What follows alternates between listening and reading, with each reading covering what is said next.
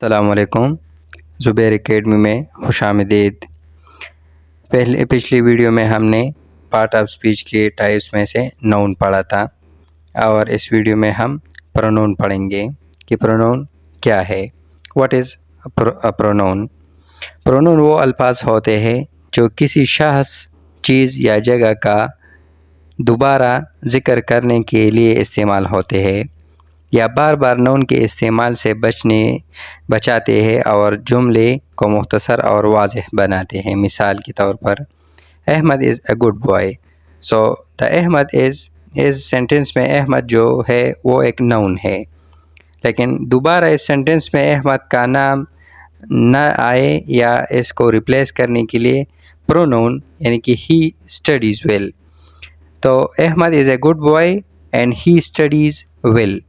سو اگر ہم اس طرح کہتے کہ Ahmed is a good boy, Ahmed studies well, so اس سے یہ جملہ، یہ سینٹنس تھوڑا سا لینتھی بھی ہو جاتا ہے، اور بار بار وہی نام لینے سے سینٹنس اس طرح اچھی نہیں بنتی۔ So Ahmed is a good boy, he studies well. So یہاں پر سینٹنس میں دوبارہ نام آنے کی وجہ سے ہم پرونون استعمال کرتے ہیں، ہم اس کو پرونون میں پکارتے ہیں۔ سو ادھر ہی از اے پرونون، احمد کی جگہ دوبارہ ہی آیا تو اس ہی کو ہم پرونون کہیں گے۔ احمد ایک اچھا لڑکا ہے، وہ اچھی طرح پڑھتا ہے۔ Now types of pronoun is number 1 personal pronoun۔ وہ پرونون ہوتے ہیں جو کسی شخص یا چیز کو سیدھی طور پر ظاہر کرتے ہیں۔ یہ پرونون جملے میں سبجیکٹ یا آبجیکٹ کے طور پر آ سکتے ہیں۔ مثال کے طور میں I am happy، she loves him۔ سو ادھر she loves him، she بھی ایک پرونون ہے اور him بھی ایک پرونون ہے، لیکن یہ him آبجیکٹ ہے اور یہ she سبجیکٹ ہے۔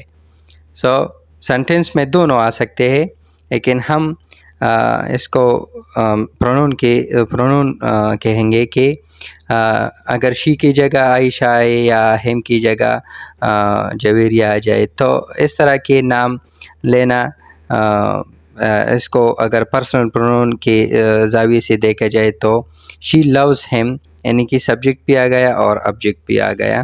تو ناموں کے نون کی بجائے ہم نے پرونونز استعمال کر لیے ہیں، اور یہ ہے پرسنل پرونون۔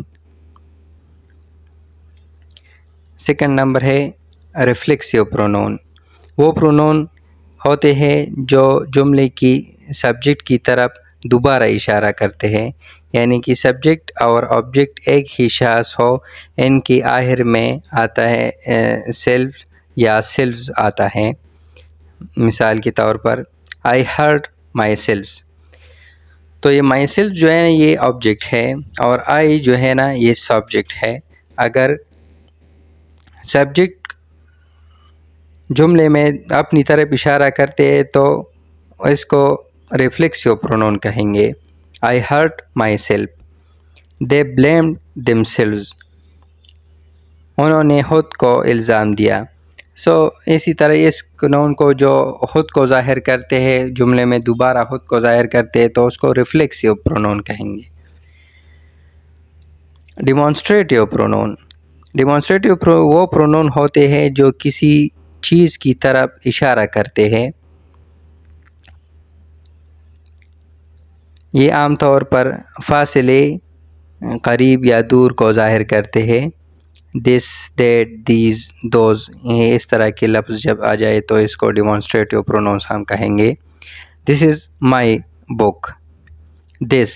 سو یہ ڈیمانسٹریٹیو پرونون ہے۔ دوز آر سٹارز، وہ ستارے ہیں، تو یہ بھی ڈیمانسٹریٹیو پرونون میں، یہ دوز جو ہے نا یہ ڈیمانسٹریٹیو پرونونس کی ایک سینٹنس ہے۔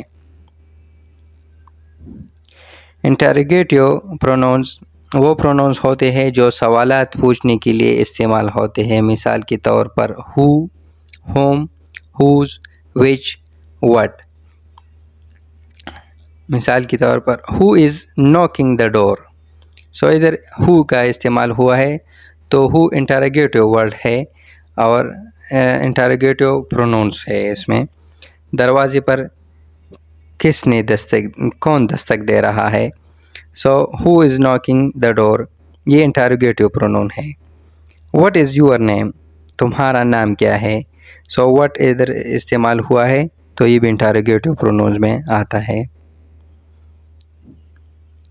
اچھا اب ریلیٹو پرونونز کے بارے میں بات کرتے ہیں. ریلیٹو پرونونز وہ پرونونز ہوتے ہیں جو دو جملوں کو آپس میں جوڑتے ہیں اور کسی نون کی وضاحت کرتے ہیں.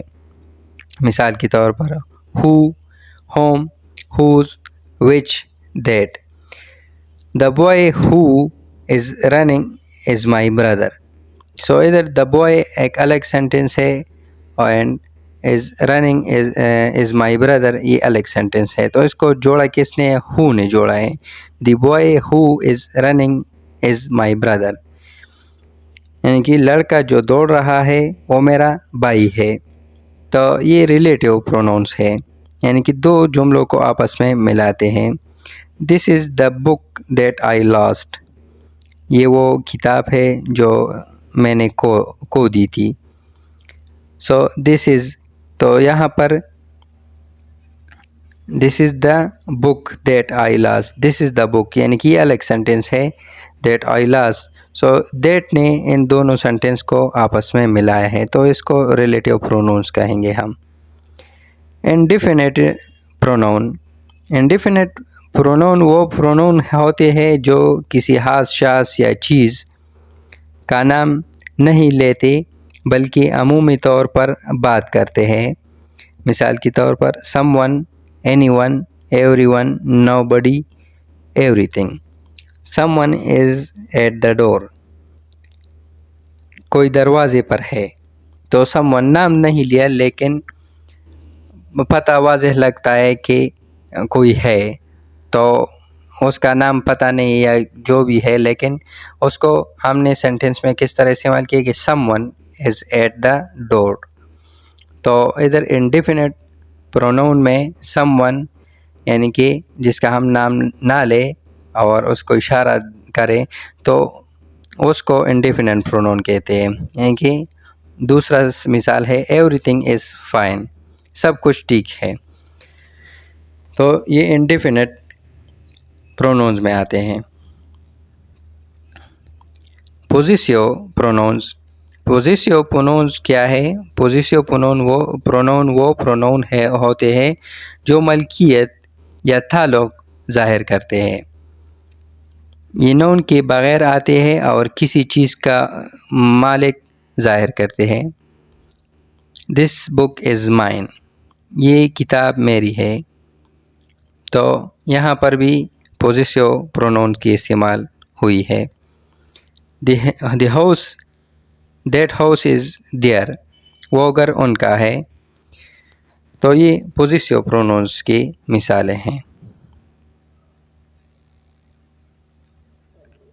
سمری آج ہم نے پرونون اور ان کی تمام اقسام کو اردو میں سیکھا.